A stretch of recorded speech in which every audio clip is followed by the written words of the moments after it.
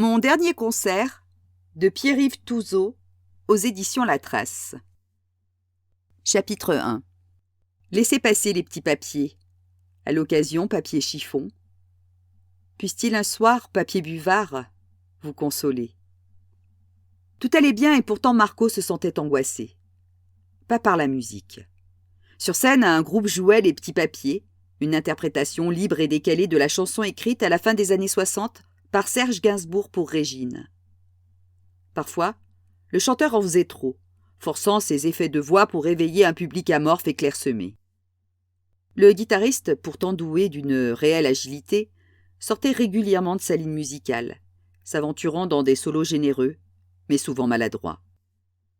Le bonheur affiché d'être sur scène d'un percussionniste fringant et d'une accordéoniste talentueuse compensait ses rares fausses notes. Le concert se déroulait au Café Villageois, un lieu alternatif que Marco appréciait. Une salle de spectacle établie dans une maison désaffectée, réhabilitée, à grand renfort de mobilier de récupération, de briques, de brocs et de guirlandes aux lampes multicolores. La musique lui plaisait, le cadre aussi, tout comme la présence d'Adrienne, sa compagne, et d'amis qui attendaient sagement à leur table son retour. Son regard faisait des allers-retours entre la scène et la buvette quand il remarqua deux jeunes femmes qui le fixaient depuis l'autre extrémité du comptoir. Leur manège le soulagea autant qu'il l'agaça. Il devinait ce qui se jouait entre elles, et savait dorénavant d'où venait ce sentiment persistant d'angoisse. Les yeux des deux adolescentes passaient inlassablement de leurs écrans de téléphone portable à Marco, comme si, après l'avoir reconnu, elle cherchait une confirmation de son identité sur Internet. Avec de la chance, elle n'aurait pas le courage de l'aborder. La première demoiselle, grande, fine et habillée de manière trop aguicheuse pour une jeune femme de son âge, ressemblait en tout point à la seconde. À tel point que Marco ne parvenait pas à savoir si l'une avait inspiré l'autre ou si elles copiaient toutes deux le look branché de leur star préférée. Assise dans la salle, Adrienne l'observait.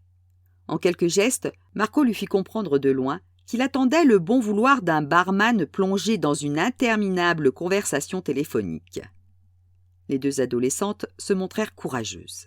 Elles s'approchèrent de Marco d'un pas volontaire, leur nombril orné chacun d'un piercing sous un t-shirt définitivement trop court, l'une comme l'autre trop maquillées, comme le sont souvent ces jeunes femmes, soucieuses de paraître plus vieilles que leur âge et qui manquent encore d'expérience dans l'art délicat du dosage. « Vous êtes bien Marc-Olivier, le Marc-Olivier de Star de demain ?» demanda la plus téméraire. Marco connaissait trop bien les étapes de la scène qui allait se jouer pour être déstabilisé par cette entrée en matière assez classique. Pour écourter la conversation à venir, il devait éviter de laisser transparaître le moindre signe d'agacement, tout en agrémentant leurs échanges d'un sourire aussi sincère que naturel. « Eh non, désolé. On me dit souvent que je lui ressemble, mais ce n'est pas moi. » Marco guetta leur réaction. La scène pouvait suivre différentes directions, en fonction du degré d'audace et de perspicacité des deux adolescentes. Dans le meilleur des mondes, elle prendrait sa déclaration au mot et battrait en retraite.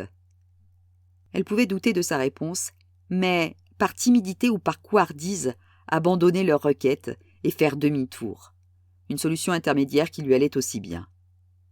Dans un troisième cas de figure plus rare, les deux jeunes femmes, persuadées de l'identité secrète de leur interlocuteur, insisteraient. « Je vous en supplie, monsieur, » continua la seconde demoiselle. « Comme vous lui ressemblez vraiment beaucoup, ce serait trop cool que vous acceptiez de faire un selfie avec nous. » Sa mère était fan de lui quand elle était jeune. En fait, elle l'est toujours. Elle va trop criser si elle sait qu'on vous a rencontré pour de vrai. Cette quatrième voix inattendue amusa Marco. Curieux de voir où ce chemin moins fréquenté allait le mener, il prit le temps de les observer pour estimer si elles le considéraient comme un menteur et bluffaient en retour, ou si elles ne s'intéressaient qu'à leur objectif sans accorder la moindre importance à sa véritable identité. Marco opta pour une confirmation de son mensonge, accompagné d'un zeste de pédagogie et d'humour, le tout sur un ton paternaliste détendu. « Comme je ne suis pas ce monsieur, dit-il, il me paraîtrait mal placé de vous laisser mentir à votre mère, jeune fille. » Les adolescentes restèrent silencieuses. Elles semblaient sur le point de battre en retraite lorsqu'un événement inattendu rebattit les cartes. « Tout va bien, Marco ?» demanda le barman, la main sur le micro de son téléphone portable. À ces mots, la plus audacieuse des demoiselles, celle qui avait courageusement pris la parole en premier, jubila. « Non, non, tout va bien, » répondit Marco au barman. « Sûr ?» insista-t-il. « Sûr. » Le barman en profita pour enregistrer sa commande, avant de s'éloigner tout en reprenant sa conversation téléphonique, laissant Marco en tête-à-tête avec les deux jeunes femmes. Maintenant, son identité secrète clairement établie, il entrait en terre inconnue, sans aucune stratégie pour se sortir de cette situation inconfortable. Il envisagea un instant de s'arc-bouter sur son mensonge, de prétendre être un homonyme et non celui qu'elle croyait avoir reconnu, mais ce stratagème apparaissait aussi vain que ridicule. Sa défaite entérinée, définitivement, la sentence semblait irrévocable. Il n'échapperait pas à la photo, un selfie sur laquelle il allait devoir sourire pour faire bonne figure aux yeux de la maman. Les adolescentes savouraient ouvertement leur victoire annoncée lorsque l'irruption d'une alliée de dernière minute renversa encore le cours du jeu. « Je te laisse 2 minutes et tu te fais draguer !» dit Adrienne sur un ton réprobateur. « Par des gamines en plus !» Les deux jeunes femmes prirent peur légitimement effrayées à l'idée de se retrouver impliquées dans une scène de ménage public. Adrienne offrit discrètement à Marco un sourire complice avant de se retourner vers les demoiselles. « Il devrait avoir honte, dit-elle. Cet homme pourrait être votre père. Quant à toi, ajouta-t-elle d'un ton autoritaire à l'attention de Marco, va m'attendre à la table. Je m'occupe des boissons. » L'issue de la partie venait de basculer dans des proportions telles que Marco s'estima en position de s'octroyer une petite prime de vainqueur avant de s'éloigner. « Je vous aurais bien laissé prendre une photo pour votre mère, mais comme vous l'avez compris, ma compagne est horriblement jalouse. Désolée. » Marco abandonna les deux demoiselles et leurs amis. « Merci, » dit-il à Adrienne quand elle arrive à la table avec les boissons. « À ton service, » répondit-elle en souriant.